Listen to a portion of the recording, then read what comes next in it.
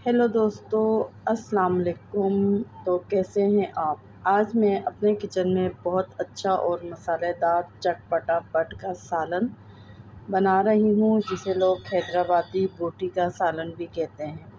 इसमें किसी भी किस्म की स्मेल नहीं आएगी, इसलिए वीडियो को आखिर तक देखें ताकि आप भी परफेक्ट बट का सालन बना सकें। तो चलें स्टार्ट करती हूँ मैं अपनी आज की रेसिपी, जिसके लिए मैंने 1 किलो बट ली है और उसे 4 से 5 बार अच्छे तरीके से वॉश किया है। और वॉश करने के बाद मैंने 4 ग्लास पानी लिया है, उसे गर्म किया है। जब पानी गर्म हो गया तो उसमें 1 चम्मच भर के नमक का डाला है और इसके बाद वॉश की हुई बट को डाल दिया है। अब इसे कवर करके रख देंगे। जब इसमें बॉयल आएगा तो आप देख रहे हो इसके ऊपर ये झाग जो आपको नज़र आ रही है, तो आपने चमचे की मदद से इसे निकाल कर फेंक देना है। जितनी बार ये झाग आएगी उतनी बार आपने इसको उतार कर फेंक देना है। आप भी अगर परफेक्ट किस्म की बट की रेसिपी बनाना चाहते हो तो स्टेप बाय स्टेप मेरे तरीके से इसी तरह आपने फॉलो करना है। यकीन जाने किसी किस्म की स्मेल नहीं आएगी। तो जब इसमें अच्छे से 10 मिनट तक बॉयल हो जाएगा तो फिर हम इसमें से बट निकाल देंगे और पानी को फेंक देंगे। दोबारा हमने पानी लेना है, लेने के बाद इसमें 2 से 3 चम्मच सिरके के डालने हैं और उसके बाद जो बट है इसे अच्छे तरीके से हाथों की मदद से इस तरह मसलना है और फिर उसके बाद इसे 20 मिनट के लिए आपने रख देना है। 20 मिनट के बाद आप देखोगे इसमें जितना भी गंदा पानी है आपके सामने आप देख रहे हो, बट में जो भी नशानात थे, गंद वगैरह था, वो सब निकल चुका है और बटें कितनी अच्छी से साफ़ सुथरी हो गई हैं।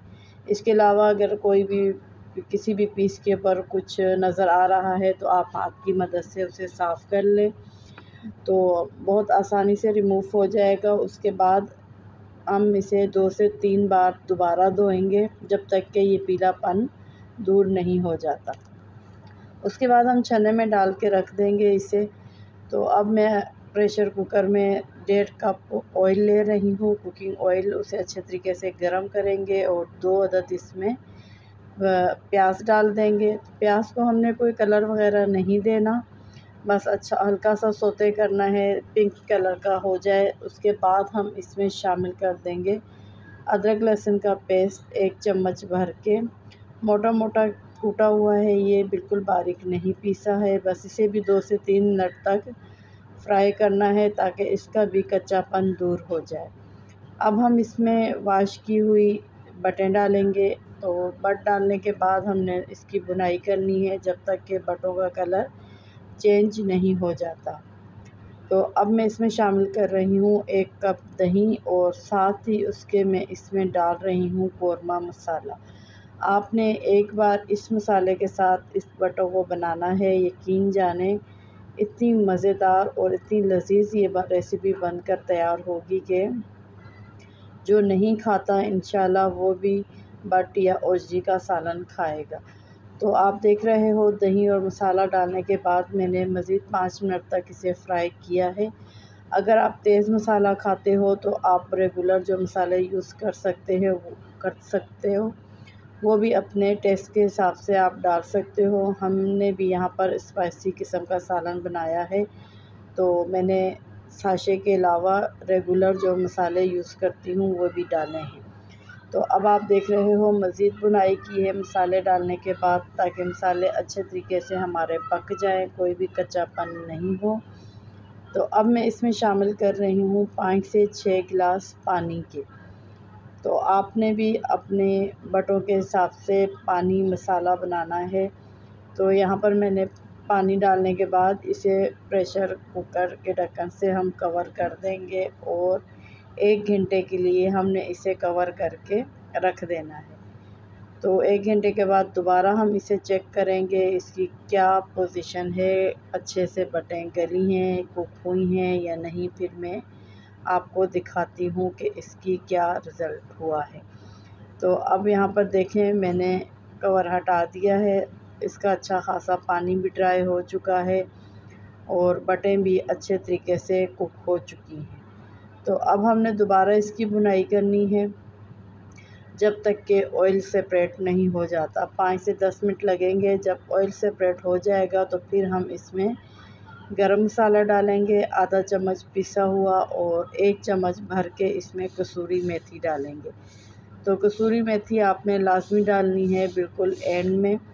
तो ये दोनों चीज़ें भी डालने के बाद हमने इसे 2 मिनट तक कुक करना है ताकि कसूरी मेथी और गरम मसाला अच्छे तरीके से जज़्ब हो जाए मसाले के अंदर।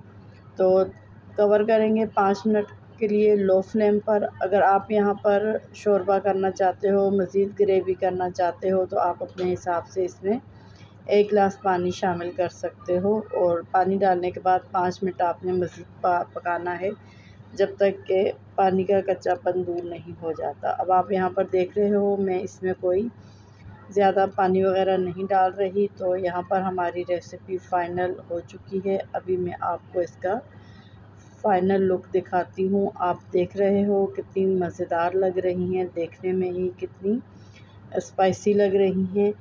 तो आपने इस रेसिपी को लाज़मी ट्राई करना है। आप स्टेप बाय स्टेप मेरे तरीके से फ़ॉलो कीजिएगा तो इंशाल्लाह आपके बटों का सालन भी बहुत अच्छे से बनकर तैयार होगा।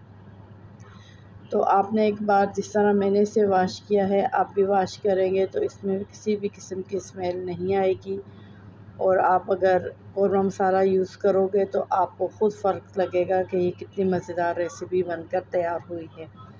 तो ये सिंपल सी आसान सी रेसिपी थी। उम्मीद करती हूँ आपको पसंद आई होगी। ये फ़ाइनल लुक आप देख रहे हैं।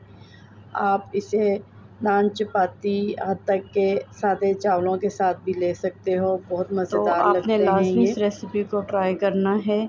इंशाल्लाह स्टेप बाय स्टेप मेरे तरीके से बनाओगे तो आपकी भी इतने मज़ेदार ही ये रेसिपी बनकर तैयार होगी। अगर मेरी मेहनत यहाँ पर ज़रा सी भी आपको पसंद आ रही है तो प्लीज़ मेरे चैनल को लाइक, शेयर और सब्सक्राइब कर लें। ये बिल्कुल फ्री है, आपका कोई पैसा नहीं लगने वाला है।